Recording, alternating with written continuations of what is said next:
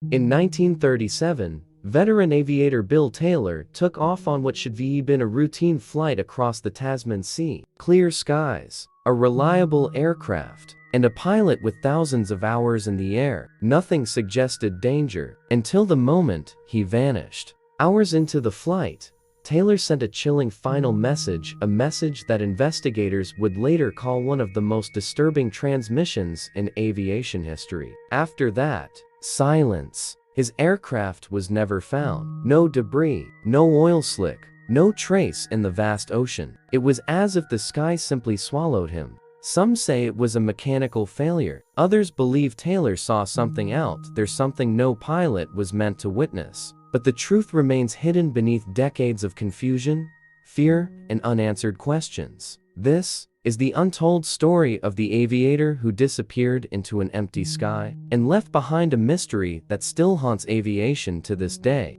When people spoke about aviation in the 1930s, one name seemed to rise effortlessly above the rest in the Southern Hemisphere: Bill Taylor. He wasn't just a pilot.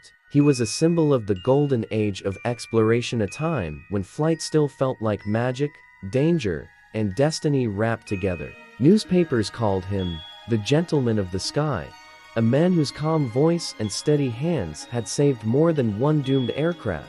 To many, Bill Taylor was unshakable, unbreakable, a man who feared nothing. But every legend has shadows, and Bill Taylor's story carried a darkness no one noticed until it was too late. 1. A sky built on danger. Bill Taylor was no stranger to risk. Born in Australia, he spent his early life watching biplanes streak across the sky, leaving thin white ribbons behind them. Even as a young boy, he told his mother, "One day, I am going up there and I'm not coming down until I've seen all of it." And in many ways, he kept his promise. By the 1930s, Taylor had flown across oceans, mountains, and uncharted territories. He completed long-distance flights that most aviators wouldn't even dare to attempt. He navigated in storms without modern instruments, relying only on instinct, experience, and a kind of sixth sense pilots of that era possessed. People admired him not because he was reckless, but because he treated the sky like a partner, unpredictable, yes, but never unbeatable. But behind the headlines and the heroic photographs, Bill carried scars that no reporter ever mentioned. He had survived multiple mechanical failures, near crashes, and more close calls than anyone else in his generation. Friends said he often woke from nightmares about engines stalling mid-air, or the sea rising up to swallow his plane whole. So even though he was fearless, he was also haunted quietly, privately. 2. The flight that defined him. Before 1937, Taylor completed a daring mission that shocked the world. During a violent flight from Australia to Fiji, his aircraft suffered catastrophic damage. His windscreen shattered, his cockpit flooded, his map disintegrated. Rumors say he even flew part of the journey half-blind due to debris. When he finally landed, trembling but alive, reporters rushed to him expecting a grand quote. Instead, he simply said, "It wasn't courage, it was survival." But the public didn't care. To them, he was the man who cheated death. The pilot who could land a broken aircraft in the middle of nowhere and walk away smiling. A real-life hero. Taylor hated the attention, but he understood it. Aviation was still young, and people needed heroes to believe in. That was the job. That was the weight he carried. But that admiration also created pressure, the kind of pressure that forced pilots to take flights they shouldn't, or push beyond safe limits, just to prove they were still invincible. Bill would learn that the sky doesn't care about reputation. 3. A warning he ignored. In the weeks before his disappearance, several people close to Taylor noticed something off about him. Mechanics said he inspected his aircraft in unusual detail, crawling under the fuselage, tapping the metal, checking fuel lines multiple times. He looked nervous, distracted. One of his colleagues even recalled him staring at the horizon one evening, his coffee untouched. When the man asked him what was wrong, Taylor reportedly whispered, "There are things up there we still don't understand." The colleague laughed, assuming he was talking about weather patterns or navigation. But Taylor didn't laugh back. He simply added, "Some pilots see strange things. Not all of them talk about it, Was it exhaustion? A premonition? Or did he truly witness something in the sky that unsettled him? Whatever it was, he didn't let it stop him. 4. The Tasman Sea, the pilot's graveyard. His fateful 1937 flight would take him across the Tasman Sea, a body of water infamous even back then. The winds were unpredictable. Storms formed without warning. Many aircraft, even entire ships, vanished across its blue-black surface. But Taylor had flown it before. He knew its moods, its dangers, and its secrets. Still, friends told him to wait a few days for weather to clear. He refused. "If I wait every time the sky looks uneasy," he said, "I'll never fly again."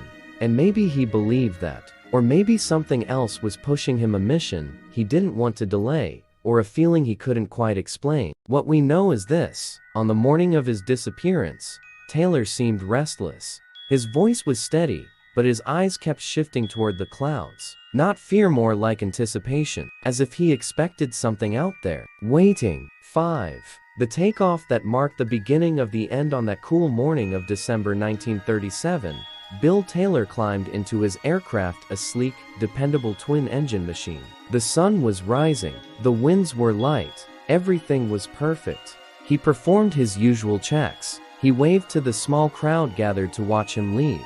Then he took off smoothly, climbing into the golden sky. Witnesses said the plane looked beautiful as it soared higher and higher, growing smaller until it was only a dot, and then it disappeared into the clouds. No one could have imagined that this was the last time anyone would ever see Bill Taylor or his aircraft again. Not a single piece of wreckage would ever be recovered. Not one oil stain.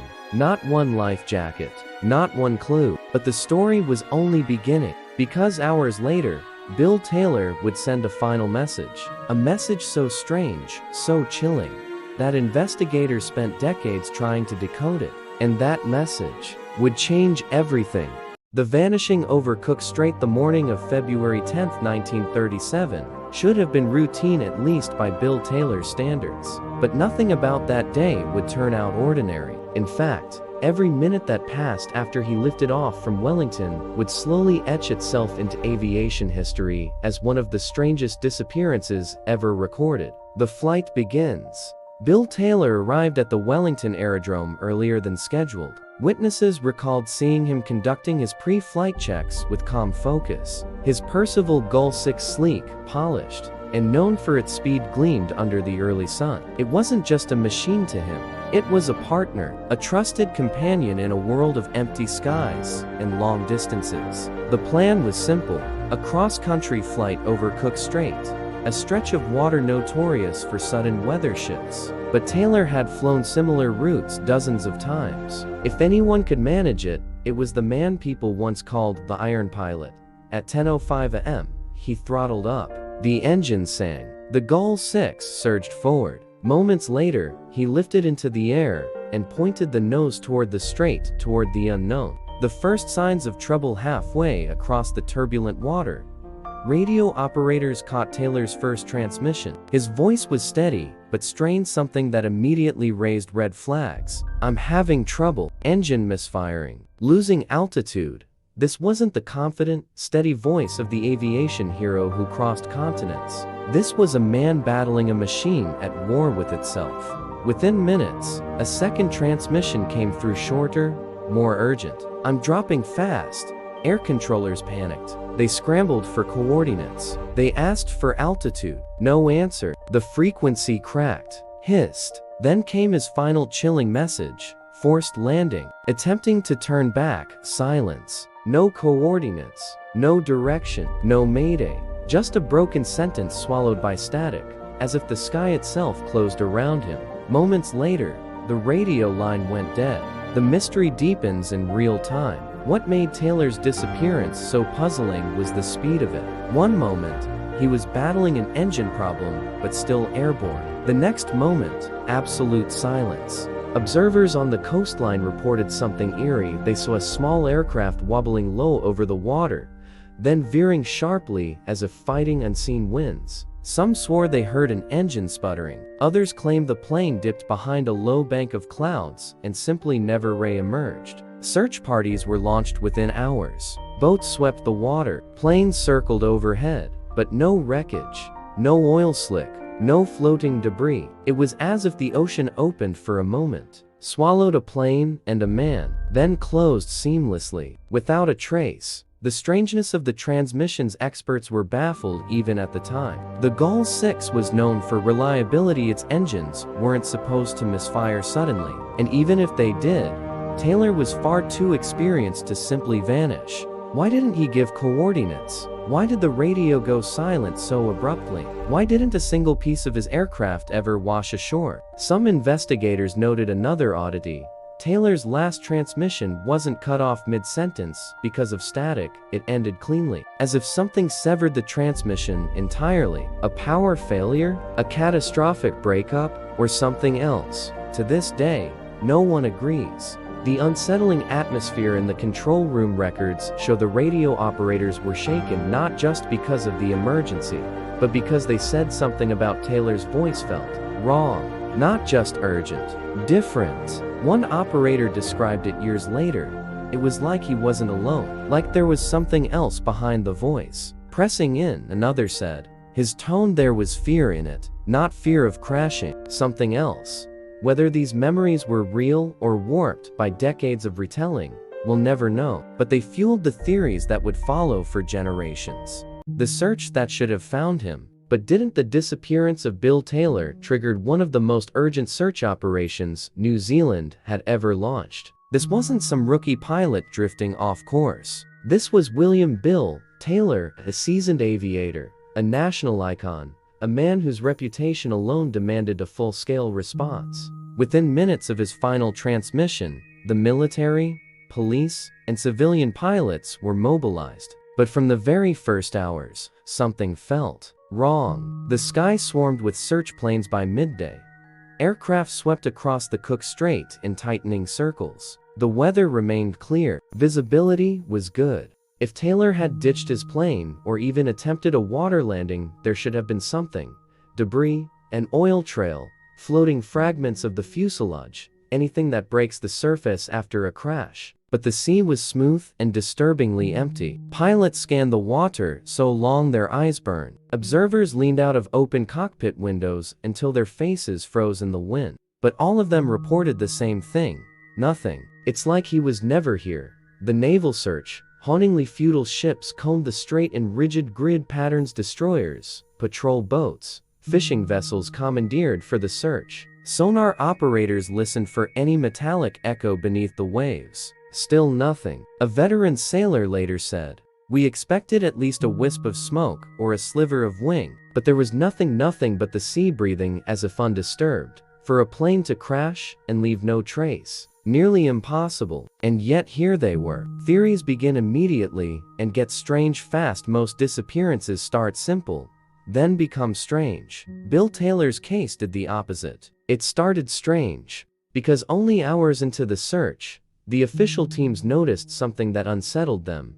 The water wasn't disturbed. No signs of impact. No turbulence patterns. No evidence of a gliding ditch or hard crash. It was as though the Gull 6 never touched the surface at all. That single detail sparked three early theories. 1. Catastrophic mid-air breakup. Some believe the plane suffered a violent structural failure, a sudden explosion, a wing detaching. But if that were true, the debris would scatter over a wide radius. Yet the air and sea were empty. 2. A deep, instant sink. Another idea. The plane hit the water intact and sank rapidly. But even then, cushions, maps, personal effects, fabric from the wings, something should have surfaced. Something always does. Except here it didn't. 3. The vanished in air theory, whispered quietly among the search crews, was the strangest theory of all. He didn't crash. He just disappeared in the sky. No explosion. No wreckage. Just a pilot and plane crossing through air and never coming out the other side. Ridiculous? Impossible? Maybe. But the complete lack of evidence was impossible too. The witness accounts that don't line up. While search teams scoured the sea, investigators interviewed civilians along the coastline. Their reports added more confusion than clarity. Some said they saw Taylor's plane flying low, engine sputtering. Others claimed it never lost altitude at all. A few insisted they saw it vanish into a strange cloud bank near the horizon, a cloud no one else noticed. The most chilling account came from an elderly fisherman. "I saw the plane. Then a flash. Not an explosion, a flash. Like it hit something invisible. Then it was gone." Was it imagination? Fatigue? Exaggeration? Or did he witness something inexplicable? The search expands and fails again for the next 3 days. Crews covered nearly every square mile of ocean between Wellington and the Marlborough Sounds. Aircraft conducted over 200 flight hours. Ships dragged hooks and nets deep beneath the waves. Radios checked for any chance of a drifting emergency signal. But the result remained the same. Not one single piece. It was unprecedented. Planes simply do not disappear in clear weather with witnesses watching and leave absolutely nothing behind. Yet Bill Taylor's did.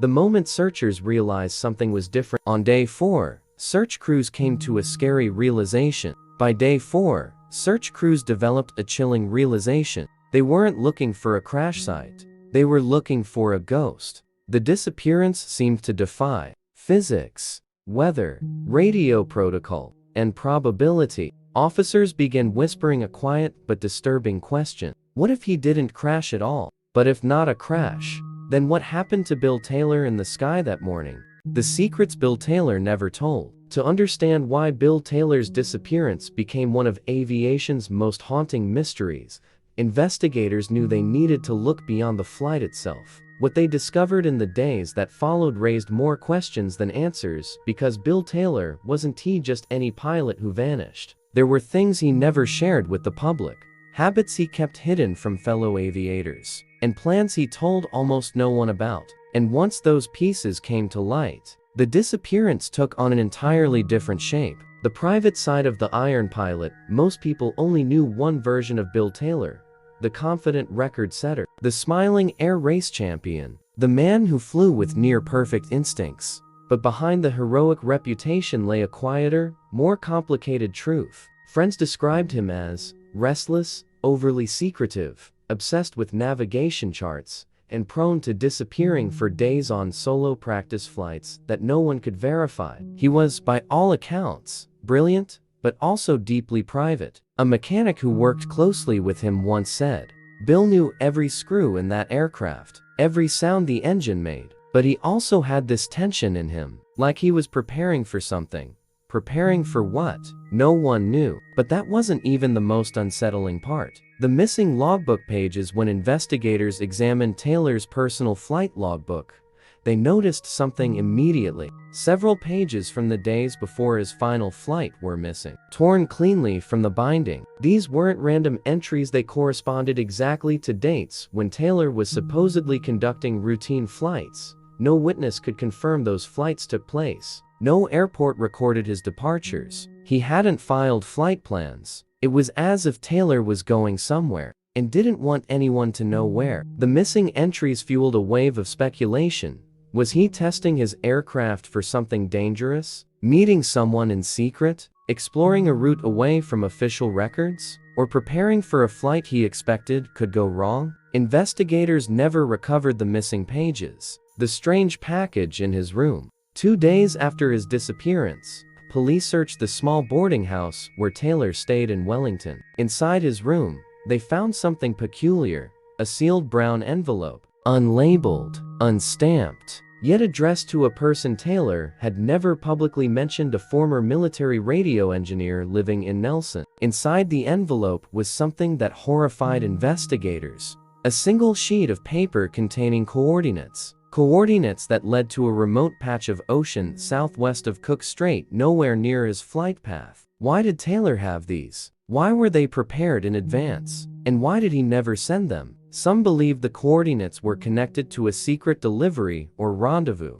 Others believed he had discovered something unusual in the strait on one of his unrecorded flights. Whatever the truth, he kept it hidden. The conversation he had the night before. A bartender at a Wellington hotel claimed Taylor spoke with a stranger just hours before his flight. The witness described the man as tall, foreign accented, wearing a dark coat.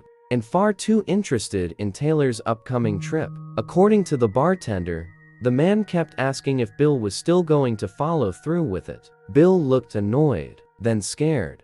No one ever identified the stranger. And here's the unsettling part: Taylor reportedly left the bar pale and shaken. Some investigators later suggested, was he being pressured, blackmailed, or did the stranger know something about those missing logbook pages? The encounter was never explained. The unfinished letter. Among Taylor's belongings, police found a handwritten letter never completed. Its opening lines were cryptic.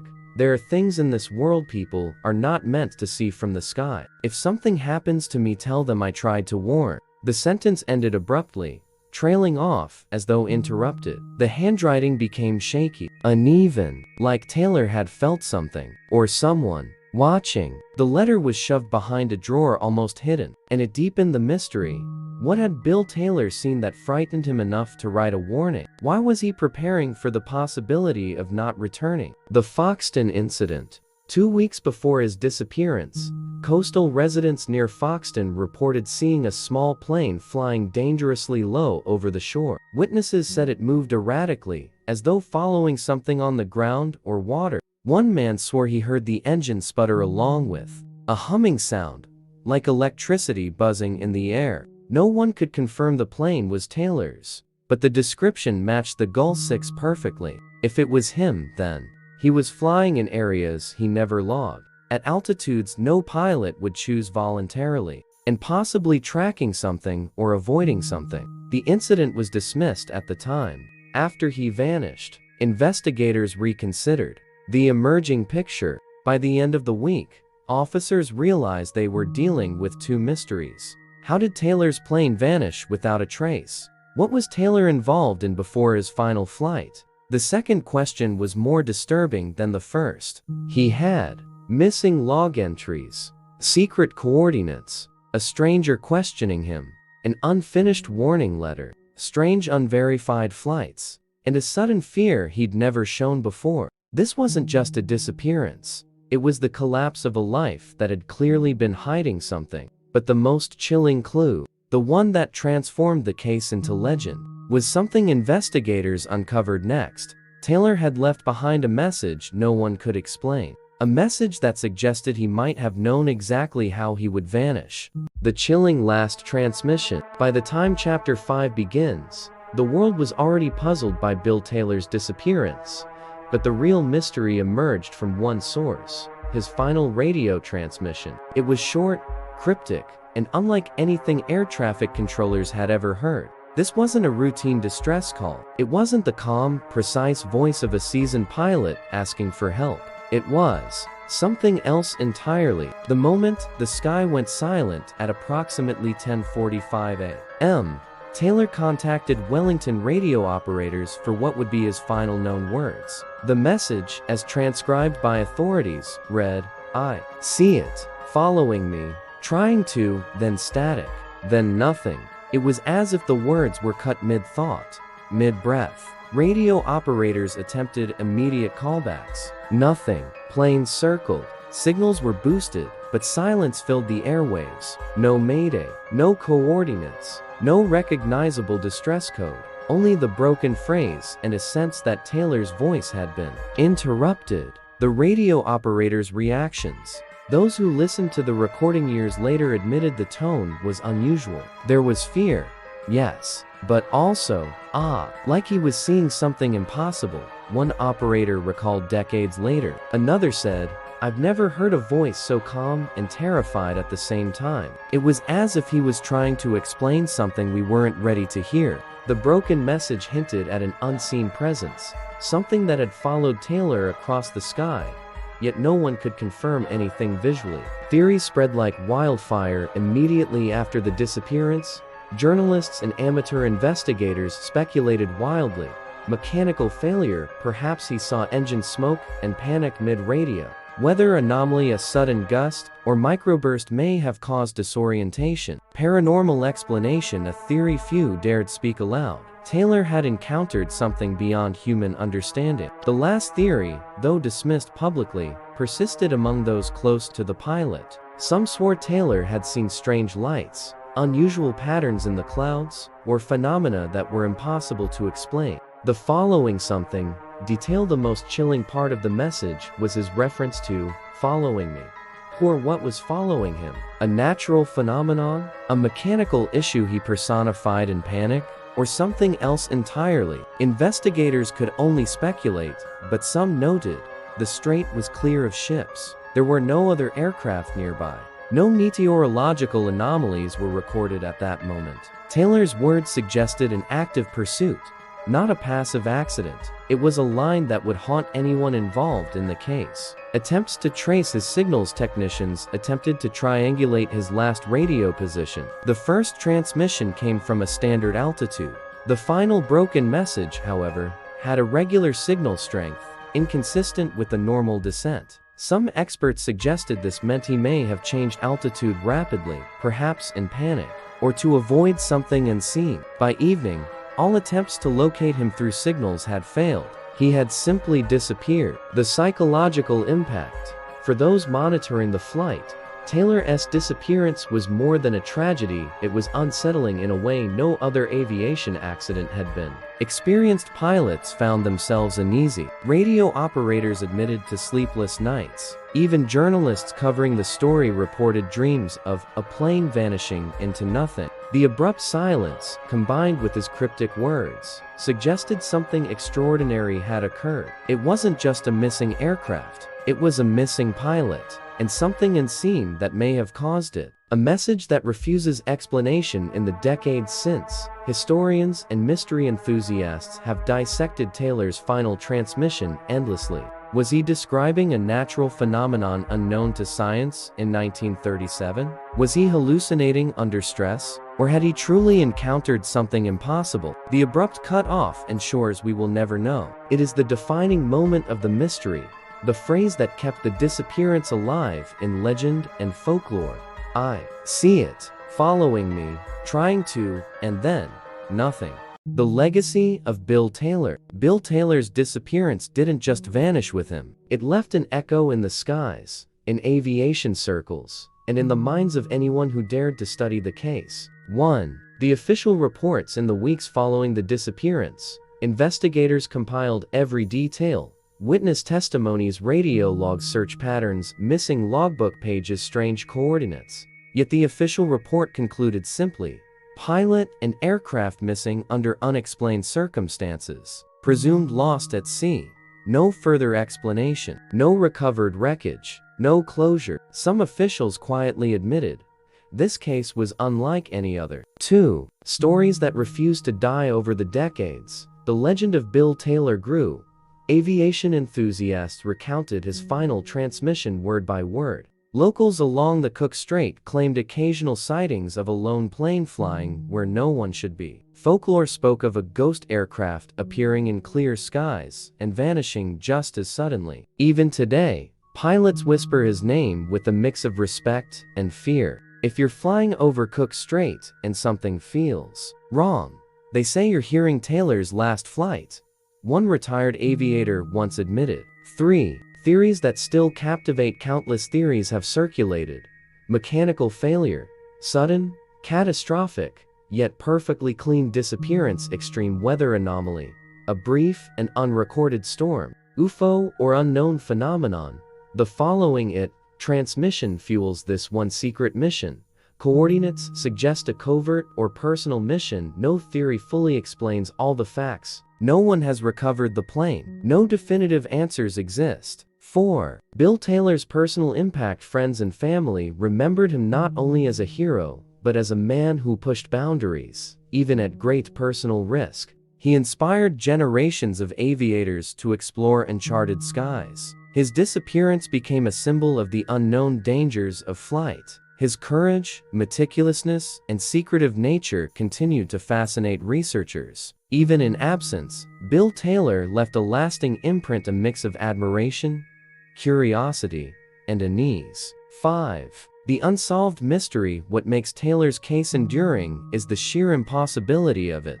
A plane disappears completely. A pilot vanishes. A final, haunting transmission hints at something unseen. The story resists resolution. It refuses to settle into neat explanations. Some believe we may never know the truth. Others search, hoping to finally uncover evidence buried in the Tasman Sea or hidden in historical archives. 6. Why we remember. We remember Bill Taylor not because he failed or because he vanished, but because he embodies the tension between human curiosity and the unknown. His disappearance reminds us, the skies are vast, dangerous, and full of secrets. Experience and skill do not guarantee safety. Some mysteries will always remain unsolved. Every year, aviation historians, YouTubers, and enthusiasts revisit the case. Every retelling adds new theories, new debates, and new fascination. And every time someone looks up at the Cook Strait skies, the question lingers, what really happened to Bill Taylor? Was it a mechanical failure, an unexplained natural phenomenon, or something beyond human understanding? The truth remains lost in the clouds, forever chasing a pilot who refused to be grounded. Bill Taylor's story is one of courage, mystery, and enduring fascination. It's a tale that will never fade, a reminder that sometimes the sky keeps its secrets and those who explore it may vanish without a trace.